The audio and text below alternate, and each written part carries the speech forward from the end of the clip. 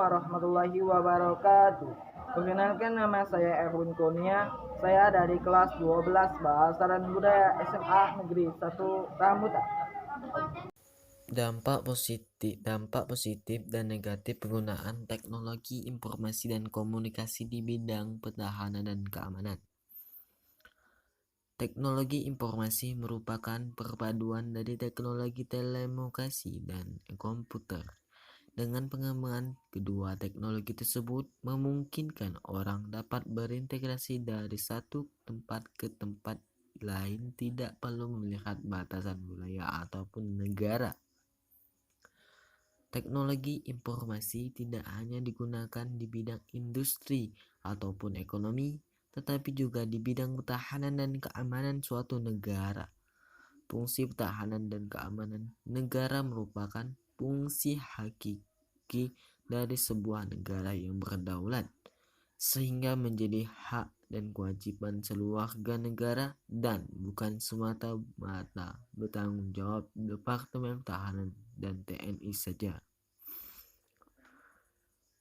Dewasa ini hampir seluruh sistem yang digunakan untuk kepentingan militer seperti komando dan kendali intelijen, pengintaian, dan pengamatan bentuk platform persenjataan telah memanfaatkan kedua teknologi tersebut.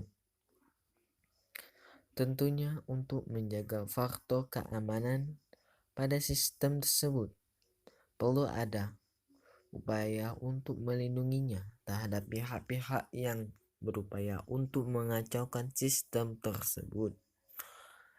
Konsep pelindungan sistem perlu ditempuh mengingat sistem tersebut selain membentuk suatu jaringan juga memanfaatkan gelombang elektromagnetik yang rawan terhadap gangguan, penyadapan, dan pengerusakan data pada saat terjadi proses interaksi. Mengingat lompatan kemajuan teknologi informasi demikian pesatnya, maka pengembangan kedua teknologi perlu disimak secara seksama sebagai bahan antisipasi dalam menghadapi perang informasi pada abad ini. Dalam doktrin militer, informasi merupakan kunci pada setiap operasi militer. Kegiatan militer yang ada bersandar pada peralatan komunikasi berkecepatan tinggi dan komputer. Berdasarkan fakta ini, terciptalah suatu konsep baru yang disebut dengan perang informasi atau informasi warfare, yaitu persaingan untuk mendapat keunggulan informasi. Teknologi informasi dikombinasikan dengan teknologi perang lainnya, memungkinkan untuk menciptakan jenis perang yang secara kualitatif berbeda, seperti penggunaan robot pada saat penyergapan Nordin-Antoflasu. Pengembangan teknologi informasi yang sangat cepat juga menyebabkan perubahan yang sangat cepat dalam bidang militer. Mungkin juga beberapa puluh tahun lagi militer akan memakai robot untuk berperang, bukan dengan manusia lagi. Perlu diketahui bahwa teknologi informasi pertama kali digunakan di Departemen Pertahanan Amerika Serikat pada tahun 1969. Teknologi canggih di bidang militer sangat dibutuhkan pada saat berperang. Saat ini, Amerika memiliki pesawat F-22 Raptor yang merupakan satu-satunya pesawat jet tempur generasi kelima yang dioperasikan oleh sebuah negara di dunia. Begitu banyaknya teknologi canggih dan sensitif yang dimasukkan ke pesawat ini. Mesin dan sistem kontrol penerbangan yang terhebat, sistem komputer jaringan khusus, dan termasuk teknologi mengelak radar.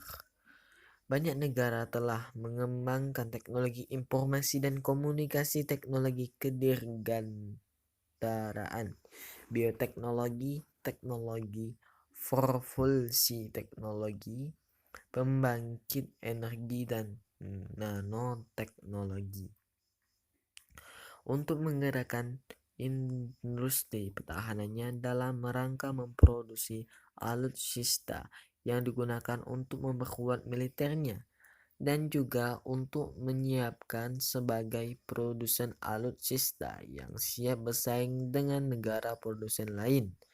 Negara-negara maju seperti Amerika Serikat, Inggris, Jerman, Prancis, Rusia, dan Jepang secara berkelanjutan mengembangkan industri pertahanannya untuk memperkuat kekuatan militernya dan menjadikan sebagai negara pengekspor alutsista. Di beberapa kawasan muncul negara sebagai kekuatan baru dengan disertai peralatan militer yang canggih.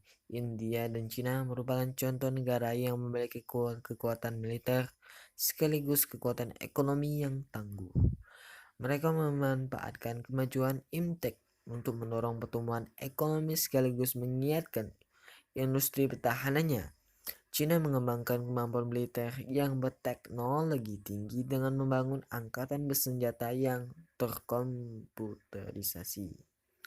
Kemampuan tempur berbasis teknologi informasi, sedangkan India dengan kemajuan elektroniknya berhasil mengembangkan pembuatan pesawat, helikopter, dan rudal yang cukup disegani. Pemanfaatan teknologi informasi di berbagai kehidupan khususnya di bidang pertahanan dan keamanan atau militer perlu antisipasi. Perkembangannya karena di satu sisi dapat membawa dampak untuk kebaikan positif, tapi di sisi lain berdampak pengerusakan negatif. Dampak positif: 1. Peningkatan akurasi dan keandalan teknologi persenjataan dengan rekayasa hardware dan software. 2. Teknologi informasi dapat mempercepat penyampaian informasi sehingga dapat mempercepat pengambilan keputusan. Ketiga, pemerolehan personel militer yang mumpuni yaitu dengan rekrutmen berbasis teknologi informasi. Yang keempat, penggunaan program kecerdasan buatan untuk mensimulasikan formasi dan kekuatan musuh, memungkinkan serangan menjadi efektif dengan tingkat keberhasilan yang cukup tinggi. Yang kelima, mencegah terjadinya serangan-serangan dari pihak-pihak yang ingin memecahkan kesatuan Indonesia dan memecahkan belah yang memecah belah yang menjadi perbedaan dalam kehidupan bernegara dengan media informasi, contohnya internet. Dampak negatifnya: 1. Penyalahgunaan satelit oleh para teroris seperti melacak kondisi tempat mereka akan melakukan kejahatan.